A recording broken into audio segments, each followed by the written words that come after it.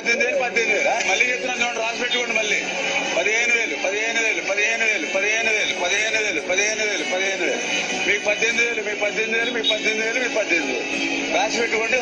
మళ్ళీ ఇంకొక అమ్మాయి వచ్చింది, ఈ అమ్మాయికి 15,000. మరి ఆశీర్వదించండి మీరు. ఓకే, థ్యాంక్ యూ అమ్మా. మీకు బాండ్ కూడా ఇచ్చాం రాసి, మీ దగ్గర పెట్టుకోండి బాండ్. రేపు పొద్దున ఆటోమేటిక్ అయిపోతుంది కదా. ఆయన చెప్తున్నాడు 15,000 15,000 15,000 15,000 15,000 మామూలుగా హోల్సేల్ మార్కెట్లో పిలుస్తూ ఉంటారు. ఏంటయ్యా అంటే 15,000 15,000 15,000 15,000 యాపీయే కదా అన్నాడు. ఎవరు యాపీ? అన్నాయన యాపీ. ముందు ఒక ఎస్కార్టు, వెనక ఒక పైలట్, గన్మెన్లు, పెద్ద కారు, నెత్తి మీద లైటు, సెక్రటరియట్ల ఆఫీసు. ఎవరు యాపీ? ఆ సైకిల్ మీద కనపడ్డాయన యాపీ. మళ్ళీ సైకిల్ ఎక్కట్లా, ఈ కారే. ఇక మళ్ళీ సైకిల్ అవసరం లేదు, ఆయన ఒక్కడే యాపీ. ఆ పిల్లల యాపీ కాదు, తల్లి యాపీ కాదు. ఆయన చెప్పాడు తల్లికి వందనం, ఈ పిల్లకి ఆ పిల్లకి, ఈ పిల్లడికి ఆడికి, ఈ చిట్టికి తమ్ముడికి ఆడికి ఇడికి బుజ్జిగాడికి ఆడికి ఇడికి అని చెప్తున్నాడు యాపీ. మరి ఆయన తనొక్కడే హ్యాపీగా ఉంటే, లేకపోతే చంద్రబాబు నాయుడు వాళ్ళ కూటమంతా హ్యాపీగా ఉంటే కాదు. ఎవరికైతే చెవులు కింపుగా మీరు వాగ్దానాలు చేశారో ప్రజలందరికీ, ఆ ప్రజలు కూడా హ్యాపీగా ఉండాలి. వాళ్ళు మాత్రం అన్హ్యాపీ, మీరు మాత్రం హ్యాపీ, బాగా ఫుల్ హ్యాపీగా ఉన్నారు మీరు. ఆ ఫుల్ హ్యాపీగా ఉన్న వాళ్ళని నేను ఎందుకు అడుగుతున్నానంటే, GOMS నెంబర్ 29, తల్లికి 15,000, తల్లికి వందనం. వాస్తవంగా ఈ పథకం ఎక్కడది? జగన్మోహన్ రెడ్డి గారి పథకం, అమ్మఒడి పథకం. అమ్మఒడి పథకాన్ని పేరు మార్చి కాపీ కొట్టి తల్లికి వందనం. జగన్మోహన్ రెడ్డి గారు ఒకరికే ఇచ్చాడు. మేము ఇంట్లో ఎంతమంది ఉంటే అంతమందికి, ఒకరైతే 15,000, ఇద్దరైతే 30,000, ముగ్గురైతే 40,000, నలుగురైతే 60,000. నిజమే, ఈ కూటమి ప్రభుత్వం, చంద్రబాబు నాయుడు గారి ప్రభుత్వంలో తల్లికి వందనమే, తల్లికి మాత్రమే వందనం, పిల్లలందరికీ పంగనామాలు. ఈ కూటమి చంద్రబాబు నాయుడు గారు, పవన్ కళ్యాణ్ గారు,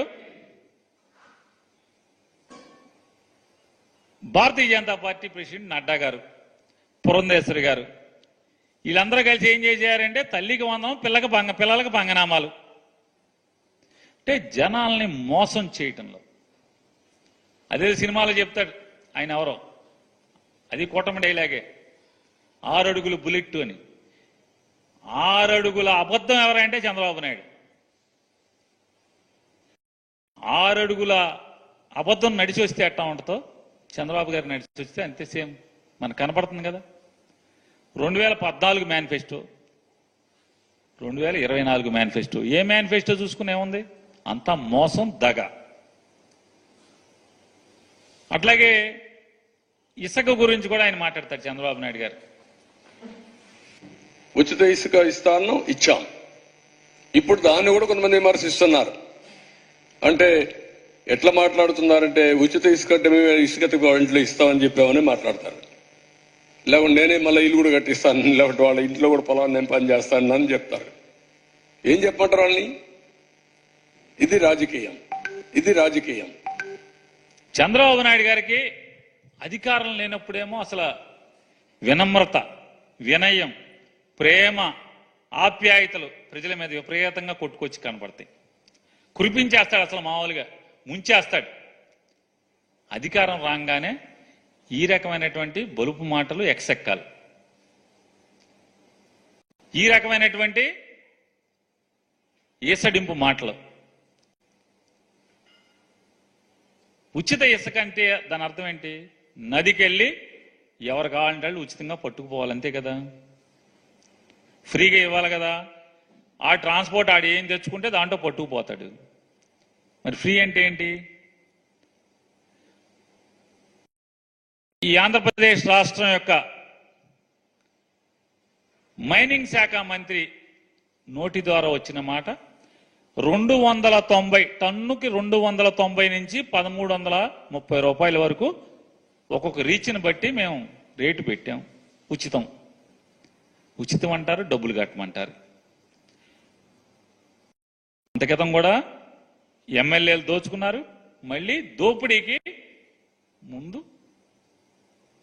తెరదీసేటువంటి కార్యక్రమం ఈ ఉచితం అనే కార్యక్రమం పెట్టి ఉచిత ఇసుక ఇది తంతు ఎట్టా ఉంటుందంటే నేతి బీరకాయలో నెయ్యి ఉండదు.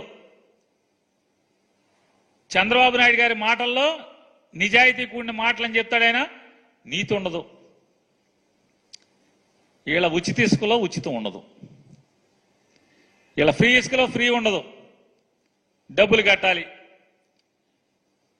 చంద్రబాబు నాయుడు గారు వాళ్ళ అబ్బాయి నారా లోకేష్ నాయుడు గారు, పవన్ కళ్యాణ్ గారు ముగ్గురు మాటతో ఎన్నికల ముందు మాటలు కోటలు దాటిచ్చారు.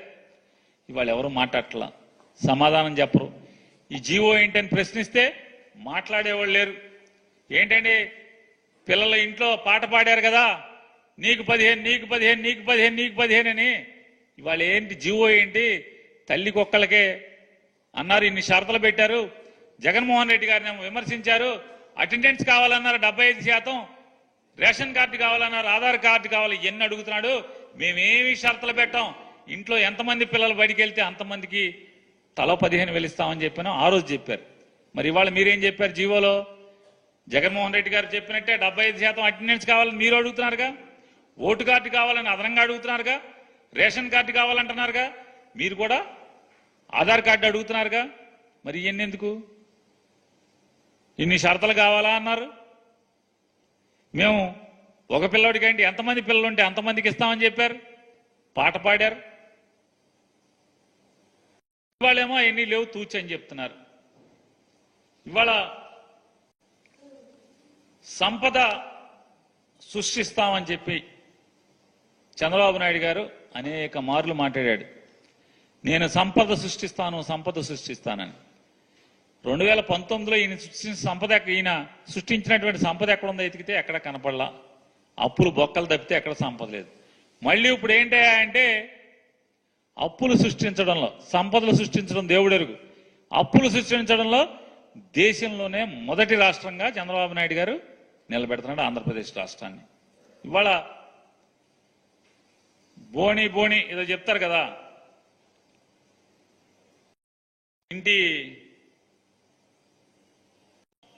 ఇంటిల్లో మొత్తం అన్నం పొలికాంత మొత్తం అంతా చూడక్కర్లేదు, అన్నం ఉడికిందో లేదో మొత్తం చూడాలి. మొత్తం బోణి అసలు మామూలుగా అరికాళ్ళ పారాయణ ఆరలేదు, మొత్తం మొదలు అప్పులతోనే మొదలెట్టేశారు. ఏం చెప్తారు జగన్మోహన్ రెడ్డి గారు? ఏమిచ్చారు? మీరు మాకేమిచ్చారు? మీరు మాకేమివ్వలేదు కదా. మీరు అప్పులు గోతులు అగాధాలే కదా ఇచ్చెళ్ళింది. ఇవాళ మీరు అప్పులు చేయకుండా సంపద సృష్టిస్తామని చెప్పి ఇన్ని మాట్లాడారు.